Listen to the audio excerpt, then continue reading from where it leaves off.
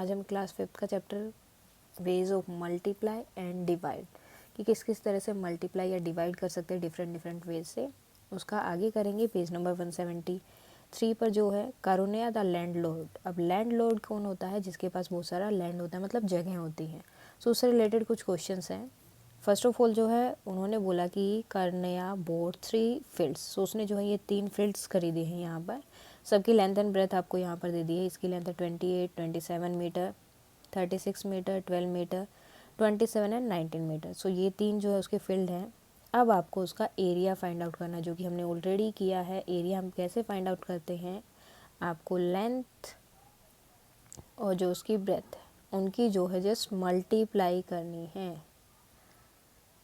सो length L into B, इनकी आपको multiply करनी है। तो फील्ड ए की जो है लेंथ कितनी है? इस 28, सॉरी लेंथ 27 और ब्रेथ 28। सो आपको इसकी मल्टीप्लाई करनी है। सेम फॉर जो बी है उसके लिए लेंथ 36, ब्रेथ 12, उसकी मल्टीप्लाई करनी है। नेक्स्ट फील्ड सी के लिए 27 एंड 19, इसकी आपको मल्टीप्लाई करनी है। सो फील्ड ए का जो है एरिया क्या हो जाएगा? तो हमें मल्टीप्लाई करना है 28 और 27 को। इन दोनों की जैसे ही आप मल्टीप्लाई करोगे उसके बाद में जो आपने मल्टीप्लाई करके आंसर आया फिर आपको उन दोनों को करना है प्लस।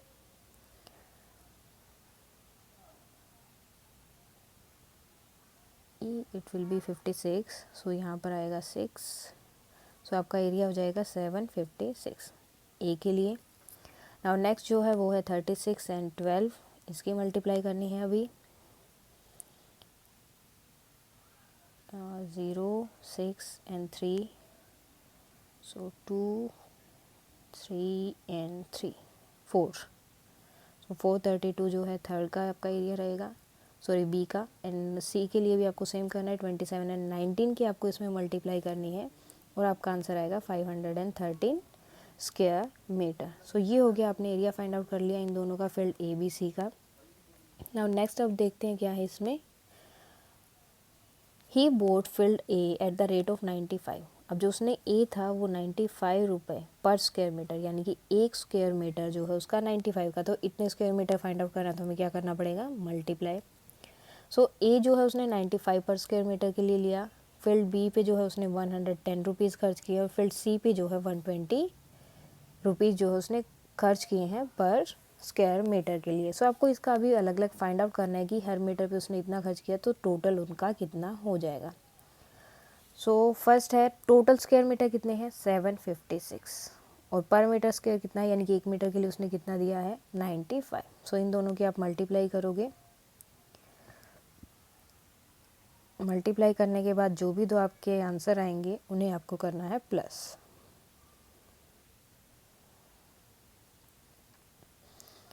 अब इसे करेंगे हम प्लस। सो ये हो गया आपका जो है फील्ड ए के लिए जो उसका प्राइस था ये है कि फील्ड ए जो है उसने find the cost of all 3 field. So A के लिए जो उसका प्राइस रहा वो है 718 एंड 0। अब यहाँ पर 0 हम क्यों लगा रहे हैं? बिल्कुल 9 जो है कौन से नंबर पर? 10th प्लेस पर है और 10th प्लेस के लिए हम क्या लगाते हैं? 0 लगाते हैं। सो ये चीज़ याद रखनी, इसलिए यहाँ पर हम 0 एक्स्ट्रा यूज़ कर रहे हैं। नेक्स्ट जो है अब हमें फील्ड बी के लिए फाइंड आउट करना है। फील्ड बी का जो है टोटल है 432 स्क्वायर मीटर और पर स्क्वायर मीटर में उसने यूज़ किया 110। सो इन दोनों की मल्टीप्लाई करनी है। अब 0 की आप किसी नंबर से मल्टीप्लाई करोगे तो आपका आंसर आएगा 0। अब हमें मल्टीप्लाई करनी है 1 से। अब 1 कौन से प्लेस पर है? 10th प्लेस पर। 10th प्लेस पर है तो इसलिए पहले हम एक 0 लगाएंगे क्योंकि 10 में एक 0 होता है। उसके बाद 1 की मल्टीप्लाई आपको इन सब से करनी है सेम। उसके बाद फिर से 1 है तो उसकी हम मल्टीप्लाई करनी है। अब 1 कौन सी प्लेस पर है? 100 प्लेस पर। अब 100 प्लेस में 100 में कितने 0 होते हैं? 2। तो इसलिए 2 0 पहले लगाएंगे और उसके बाद उसकी मल्टीप्लाई हम आगे कर देंगे और फिर जो आपका आंसर आया है उन सबको आपको ऐड करना है। और ये उसने किया है फील्ड बी के ऊपर जो टोटल खर्च है वो जो बी फील्ड है उस पर उतने इसने जो है इतने रुपए लगाए हैं। अब आपको फाइंड आउट करना है फील्ड सी के लिए। अब सी के लिए उसने कितने रुपए यूज़ किए हैं पर मीटर पे? 120। टोटल कितना है? 513 और 120 जो उसका पर मीटर का है। सो हमें फाइंड आउट करना है 513 के लिए उसने कितना यूज़ किया। तो सबसे पहले मल्टीप्लाई करेंगे। ज़ीरो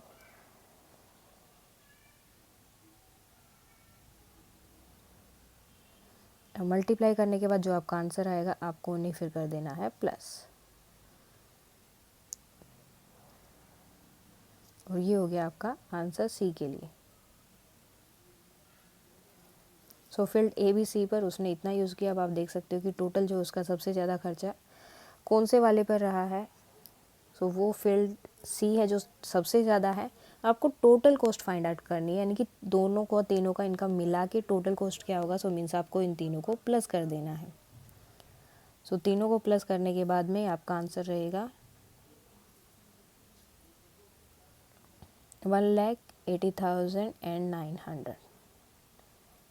तो ये जो है उसका टोटल खर्च रहा है तीनों फील्ड का मिलाकर। सो मीन्स आपको इनको सिर्फ ऐड करना था मल्टीप्लाई करने के बाद में। Now next, Tulsi and her husband work on Karuna's farm. The government has said that the farm workers should be paid at least rate 17 for one day work. But he pays rate 55 to Tulsi and 58 to her husband. So ये तुलसी और ये उसके husband है और ये उसकी farm पे जो है काम करते हैं। अब गवर्नमेंट ने कहा है कि अगर कोई काम करता है एक दिन के लिए तो उसकी मिनिमम यानी कि आपको 71 रुपीज़ मिनिमम देने ही हैं। उससे एक्स्ट्रा उनको मिल सकते हैं अगर आप देना चाहें तो, लेकिन मिनिमम आपको 71 देने। लेकिन कारुण्या क्या है, वो कम दे रहा है।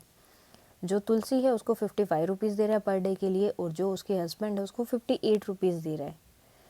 अब क्वेश्चन है first is, if Tulsi work for 49 days, अगर वो 49 डेज़ के लिए वर्क कर रही है तो कितने पैसे उसे मिलेंगे। सो 55 पर डेज़ और 49 टोटल डेज़ हैं, तो इन दोनों की आपको मल्टीप्लाई करनी है और मल्टीप्लाई करके जो आंसर आएगा बाद में उसे ऐड कर देना है। सो ऐड करने के बाद में आपका आंसर मिल जाएगा। सो उसे 49 डेज़ के लिए उसे मिला 2,695 रुपीज़। अब उसके हस्बैंड के लिए आपको फाइंड आउट करना है, if her husband work for 42 days, अगर वो 42 डेज़ के लिए काम कर रहे हैं और पर डेज़ का उनका कितना है 58 पर डे का, 42 डेज़ टोटल काम किया है, तो इनका जो है कितना हो जाएगा, सेम आपको मल्टीप्लाई करनी पड़ेगी और फिर मल्टीप्लाई करने के बाद जो आंसर आया उसको आपको ऐड करना है। सो ये हो जाएगा। अब आपको फाइंड आउट करना है कि इन दोनों की टोटल इन्होंने कितना अर्न किया है। तो टोटल अर्न कितना किया है, इसके लिए हमें इन दोनों का जो अर्न है, इन्होंने जितने दिन काम किया और इनको जितने पैसे मिले उसको क्या करना पड़ेगा, ऐड करना पड़ेगा इनकी टोटल अर्निंग फाइंड आउट करने के लिए। सो इनकी टोटल अर्निंग है 5,131 रुपीज़। सो ये है इनकी total earning. Now I so this in the newspaper. Government of different state have said that farm workers should not be paid less than the salary for a day work. So अब इन्होंने newspaper में कहीं देखा है तुलसी ने कि हर state ने जो है मिनिमम वेज कर रखी है कि अगर आप वन डे काम कर रहे हो तो आपको जो है इतनी वेज मिलेगी ही मिलेगी, चाहे कुछ भी हो जाए। सो हर एक स्टेट का अलग अलग दिया। जैसे हरियाणा में 135 रुपीज़ मिलेंगे वन डे के लिए, वन डे की सैलरी है। राजस्थान में 73 रुपीज़, मध्य प्रदेश 97 रुपीज़ और Orissa is 75 rupees. The table shows the amount fixed by 4 state. So 4 state ने जो है अपनी अमाउंट फिक्स कर रखी है कि आपको इतना देना है, इससे अगर आप कम दोगे तो वो नहीं माना जाएगा, आपको उतना वेज जो है सैलरी या उन्हें देनी है पर डे की। For farm work which state has fix the highest amount and which state has fix the lowest. So first आपको बताना है कि सबसे ज़्यादा अमाउंट जो है सैलरी कौन सी स्टेट ने फिक्स की है। सो कौन सी ने है, हरियाणा ने, जो कि कितनी है 135 रुपीज़।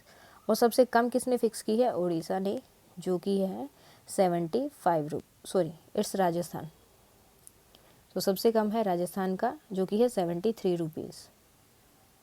तो सबसे ज़्यादा हरियाणा और सबसे कम जो है राजस्थान ने वेज अपनी फिक्स की हुई है सैलरी पर डे के according. Now Bhairon Singh is a worker in Rajasthan. So वो एक इंसान है भाईरोन सिंह जो कहाँ पर काम करते हैं, राजस्थान में। If he work for 8 weeks on the farm, अब वो 8 वीक्स काम कर रहे हैं फार्म के अंदर, how much will he earn. अब 8 वीक्स में कितने डेज होते हैं, देखो 1 वीक में 7 डेज, सो 8 के लिए आपको फाइंड आउट करना है तो क्या करना पड़ेगा, मल्टीप्लाई।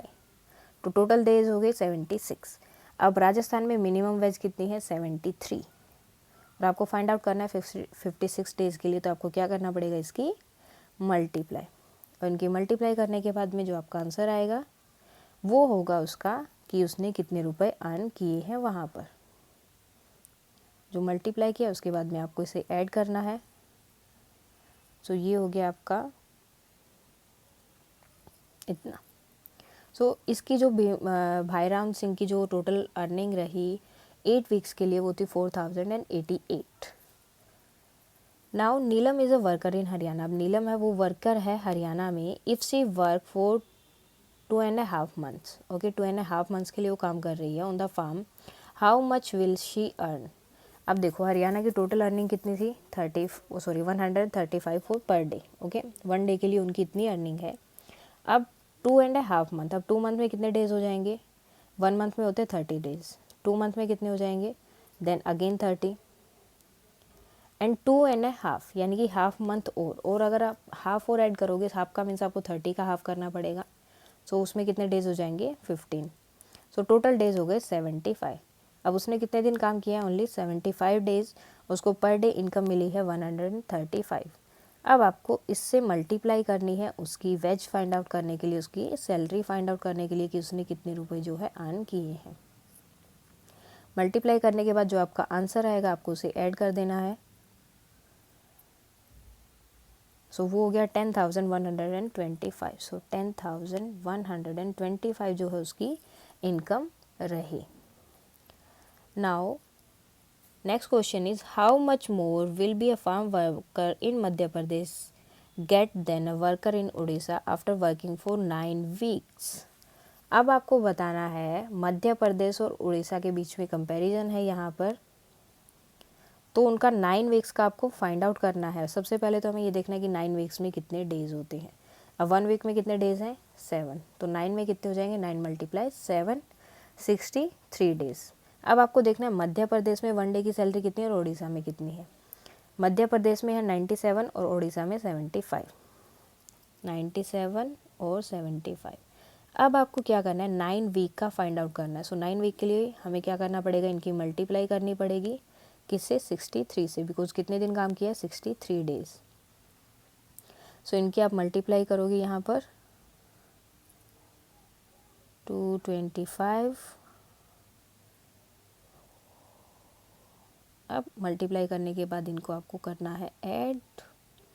सो ये तो हो गई आपकी उड़ीसा की कितनी है 4,725 रुपीज़ जो है उड़ीसा की रहेगी। उसके बाद में आपको 97 से मल्टीप्लाई करना है किसको 63 को, और जो भी आंसर आपका आएगा उसको आपको फिर करना है ऐड करना है 1 1 देन 1 एंड 6, 6,111। सो ये है मध्य प्रदेश की और उड़ीसा की है 4,725। अब आपको फाइंड आउट करना है कि मध्य प्रदेश और उड़ीसा की जो वर्कर की टोटल सैलरी आई है इनकी 63 डेज़ की, उसमें कितना डिफरेंस है। तो आपको माइनस करना पड़ेगा, जो मध्य प्रदेश की सैलरी थी उसमें से उड़ीसा वाली सैलरी को आपको करना है माइनस। सो माइनस करने के लिए आपको बोरो करना पड़ेगा, बिकॉज 1 में से जो है 5 माइनस नहीं कर सकते, तो यहाँ से बोरो करेंगे, यहाँ हो जाएगा 0 और ये हो जाएगा 11। 1 बोरो करेंगे डायरेक्ट 1 उसके आगे लगा देंगे, ऐड नहीं करना है। सो 6, देन अब यहाँ 0 में से 2 माइनस नहीं हो सकता, फिर से यहाँ 1 बोरो करेंगे, यहाँ फिर से 0 हो गया। देन 8, अब यहाँ नहीं होगा, फिर से 1 जो है बोरो के आगे वाले नंबर से, हमेशा जो इसके आगे नंबर रहेगा नेक्स्ट नंबर रहेगा उससे आपको बोरो करना है।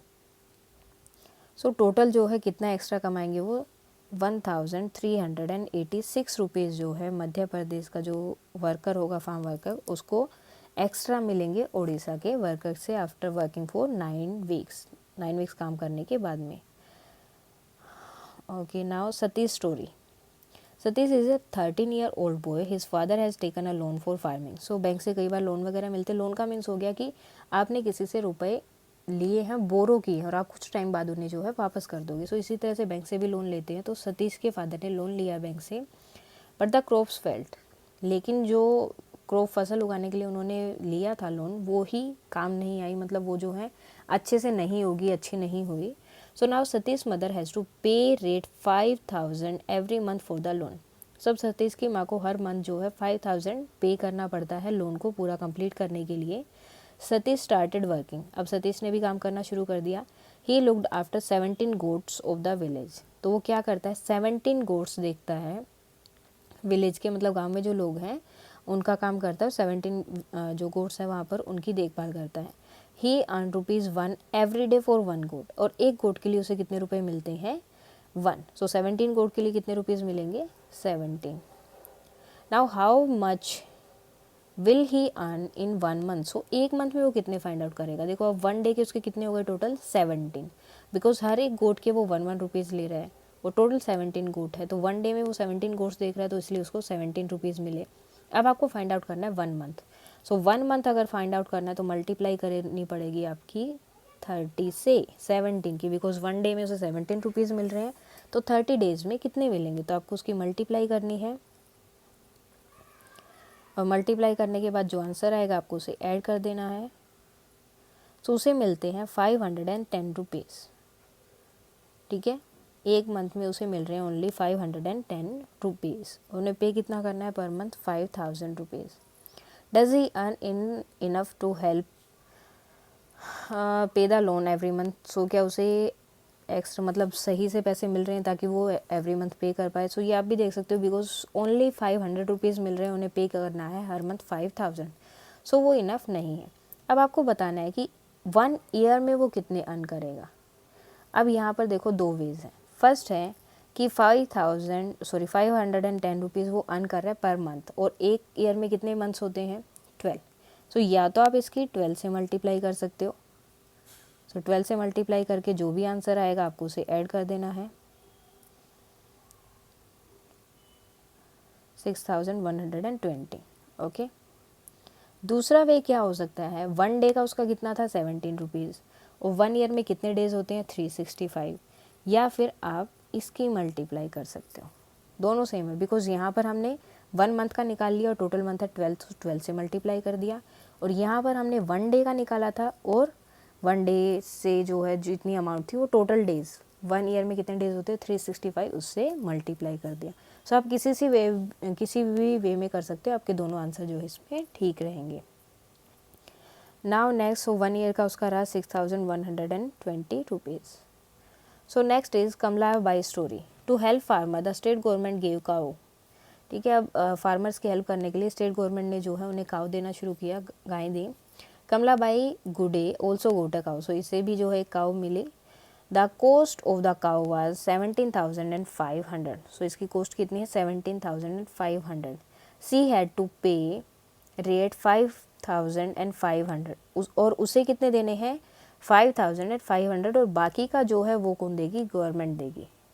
सो उसको टोटल देना है 5,500, और बाकी जितना बचेगा वो देगी गवर्नमेंट। सो फर्स्ट आपको फाइंड आउट करना है कि गवर्नमेंट जो है कितना पे कर रही है। तो उसके लिए आपको क्या करना पड़ेगा, टोटल अमाउंट जो है उसमें से माइनस करना है जो गवर्नमेंट देगी वो, सॉरी जो कमलाबाई दे रही है वो। सो कमलाबाई दे रही है 5,500, आपको इसमें से ये माइनस कर देना है 0 0 0 2 एंड 1। सो गवर्नमेंट कितना दे रही है अभी, 12,000 रुपीज़ जो है गवर्नमेंट पे करेंगे। कमलाबाई को सिर्फ पे करना है उसके लिए 5,500, और बाकी का जो 12,000 है वो गवर्नमेंट पे करेगी। Now if 9 people from her village got cows. अगर 9 लोगों को जो है उनके गांव में जो है काउ मिली है, सो गवर्नमेंट को अभी कितना टोटल पे करना है। अब एक के लिए उन्हें पे करना है 12,000। सो 9 के लिए कितना हो जाएगा, मल्टीप्लाई कर देंगे 9 के से, और किसी भी नंबर की 0 से मल्टीप्लाई करो तो वो हमेशा 0 ही रहेगा। सो गवर्नमेंट टोटल पे करेगी 1,08,000। जिन 9 लोगों को 9 जो पीपल हैं गांव में उनको जो मिला है, काउज दी गई हैं, सो उसके लिए गवर्नमेंट को पे करना पड़ेगा 1,08,000 rupees. Now but Kamla Bai was not happy. लेकिन कमला बाई जो है हैप्पी नहीं है, because she had to spend 85 rupees every day on the cow. Because अब अगर आपने काउ को रखा या किसी भी अगर आप पेट को रखते हो, सो उसके लिए आपको खाना वगैरह वो सब करना पड़ेगा। सो इसके लिए कमला बाई को हर रोज़ जो है एवरी डे 85 रुपीज़ खर्च करने पड़ते हैं काउ के ऊपर। She made some money by selling the milk. अब उसे कुछ पैसे मिल जाते हैं सेल करके, जो उसका दूध होता है उससे। But she still wanted to sell the cow. लेकिन अब भी वो जो है गाय को बेचना चाहती है। If Kamla Bai spend 85 a day, find out how much she will spend in a month. अब एक दिन में उसे 85 स्पेंड किया है, सो 30 डेज़ में वो कितना स्पेंड करेगी। सो 30 डेज़, 1 मंथ मीन्स 30 डेज़। सो आपको क्या करना है, मल्टीप्लाई करनी है, और मल्टीप्लाई करने के बाद जो आंसर आएगा उसे आपको प्लस करना है, जैसे नॉर्मली हम करते हैं हमेशा। सो वो हर मंथ खर्च कर रही है अपनी काऊ के ऊपर 2550 रुपीज़। इतने रुपए जो है वो उसे हर मंथ काऊ के ऊपर खर्च करने हैं। Now the cow gives 8 litre of milk every day. अब काऊ जो है हर डे जो है 8 लीटर मिल्क जो है देती है। सो आपको बताना है कि 1 मंथ में वो कितना दूध देगी। ओके, एक मंथ में टोटल कितना देगी। सो 1 डे में हो गया 8, और 1 मंथ में कितने डेज होते हैं 30। सो इसकी मल्टीप्लाई कर देंगे 30 से। सो कितना हो गया 240। सो कितना दूध देगी वो 1 मंथ में, इस 240 लीटर्स। आगे देखते हैं अभी। सोल्ड एट रेट 9 पर लीटर। अगर जो मिल्क है वो कमलाबाई सेल करे, ठीक है, बेच देती है, कितने में, 9 रुपीज़ पर लीटर। अब टोटल मिल्क कितना था 240, और हर बार कितना बेच रही है वो 9। हमने 1 मंथ का निकाला था ना, 1 मंथ का था 240, और 9 रुपीज़ का वो जो है बेच रही है, सेल कर रही है। तो आपको उससे मल्टीप्लाई करनी है, फाइंड आउट करने के लिए उसे कितने रुपए मिलेंगे। सो मल्टीप्लाई करोगे, so your answer will be 2160 rupees. So उसे कितने मिले 2160 रुपीज़ जो है मिलेंगे, अगर वो उसका दूध भी बेच देती है उसके बाद भी। So the money spent on keeping the cow was.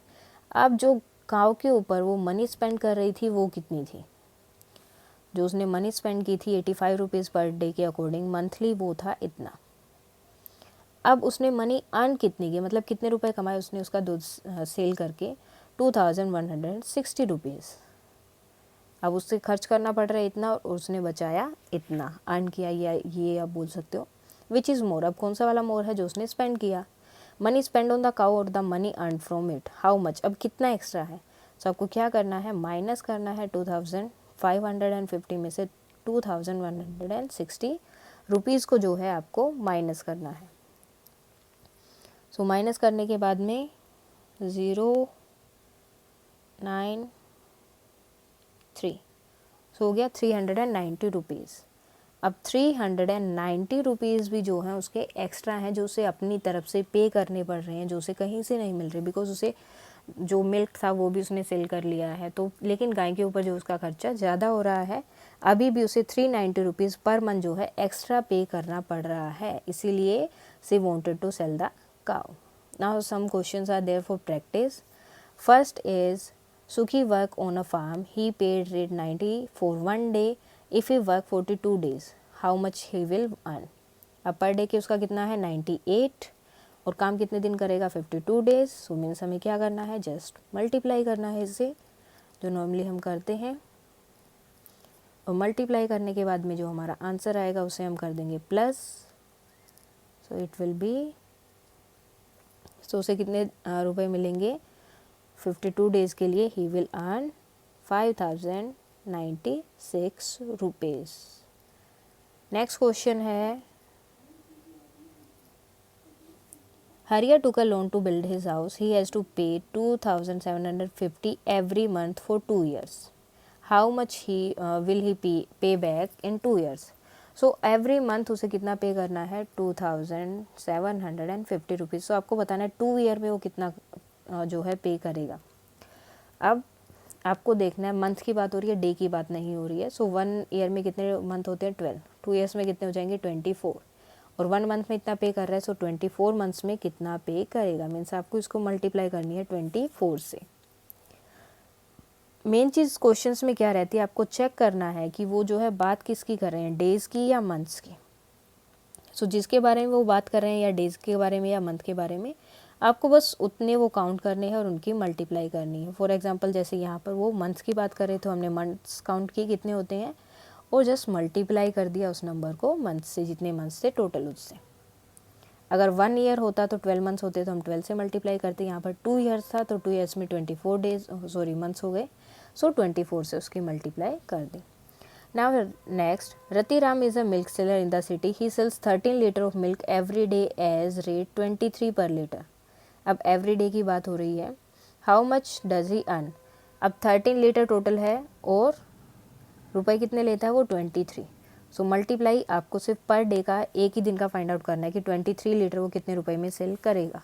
1 litre का 23 रुपीज़ है, टोटल कितना सेल कर रहा है वो 13। सो इसकी मल्टीप्लाई करनी है जस्ट आपको, और आंसर आने के बाद में उसे ऐड कर देना है। सो टोटल कितने रुपए अर्न कर रहा है वो पर डे, 299 रुपीज़ जो है वो अर्न करेगा। Now next is a farmer sells 1 litre of milk of rate 11। अब फार्मर जो है कितना सेल कर रहा है, 1 litre milk for 11 rupees. In 1 month he sell 210। एक मंथ में जो उसने इतना सेल किया, ठीक है, इतना दूध बेच दिया। So how much does he earn in a month. So एक मंथ में उसने टोटल कितना अर्न किया होगा। अब 1 लीटर का प्राइस कितना है 11, और आपको फाइंड आउट करना है 210 लीटर्स का। सो जस्ट मल्टीप्लाई करना है हमें उसे। मेन आपका वो ही रहेगा, आपको जो नंबर्स को मल्टीप्लाई करना है, बस आपको चेक करना है कि कौन से नंबर को मल्टीप्लाई करना है। जो मेन क्वेश्चंस रहेंगे आपके वो मंथ्स है, डेज हैं, या फिर लीटर मिलीलीटर क्या चीज़ दी हुई है उससे आपको जस्ट मल्टीप्लाई करना है। सो यहाँ पर आपका आंसर आ गया 2310 rupees. Now next, a company sells 1 litre of packed water for rate 12। ठीक है, पैक्ड वाटर जो है वो बोलते हैं एक पैक, 1 लीटर का जो वाटर है या पानी जो है वो सेल कर रहे हैं 12 रुपए में। If a shopkeeper buys two 40 litre. अब शॉपकीपर ने टोटल इतना जो है लीटर पानी बाय किया, तो उसे कितने रुपए खर्च करने या कितने रुपए उसे पे करने हैं। अब 1 लीटर के लिए कितने थे 12, और टोटल उसने कितने लीटर पानी लिया है 240। सो मीन्स हमको क्या करना है मल्टीप्लाई। मल्टीप्लाई करने के बाद जो आंसर आएगा उसको आपको करना है जस्ट ऐड, और आपका आंसर आ जाएगा विच इज़ 2880 रुपीज़। तो इस तरह से आप ये क्वेश्चंस कर सकते हो। बस आपको क्वेश्चन को ध्यान से पढ़ना है कि किसकी बात हो रही है, और उसके बाद में आपको बस उस नंबर से मल्टीप्लाई उसे करना है। Now fun with multiplication. अब यहाँ पर कुछ क्वेश्चंस है जिनमें फ़न है, जैसे फॉर एग्जांपल यहाँ पर 0 और 9 की किसी भी नंबर की 0 से मल्टीप्लाई किया 0, +1 1 हो गया। 1 की मल्टीप्लाई 9 से 9, 9 + 2 11, इसी तरह से 12 से, फिर 123 से करोगे। सो हर बार क्या हो रहा है, एक एक 1 जो है आपका इंक्रीज होता जाएगा। या फिर ये बोल सकते हैं यहाँ 1 था तो यहाँ भी 1 आया, फिर 2 टाइम्स 1 हो गया, 3 टाइम्स 1 हो गया, 4 टाइम्स 1 हो गया, 5 टाइम्स 1, और 6 है तो 6 time 1। Now each letter ABC stand for a number. अब जो ये इन्होंने इस तरह से लिखा हो, ये किसी ना किसी नंबर के लिए जो है स्टैंड करते हैं। अब ए और ए की मल्टीप्लाई इन्होंने की, सो ए जिस नंबर के जिससे मल्टीप्लाई की उन्होंने सेम लिख दिया। फिर नेक्स्ट ए जो है 10th प्लेस पर है तो इसलिए एक 0 यहाँ पर लगाई, फिर ए। अब नेक्स्ट ए कौन सी प्लेस पर है 100, तो 2 0 यहाँ पर लगाई, और इस तरह से ए लिख दिया। अब यहाँ पर सिर्फ एक ए था, यहाँ पर 2 ए हैं तो उसकी जगह पर उन्होंने बी लिखा। नेक्स्ट जो है 3 ए हैं तो उन्होंने सी लिखा, और 2 ए हैं तो बी, और 1 ए तो ए।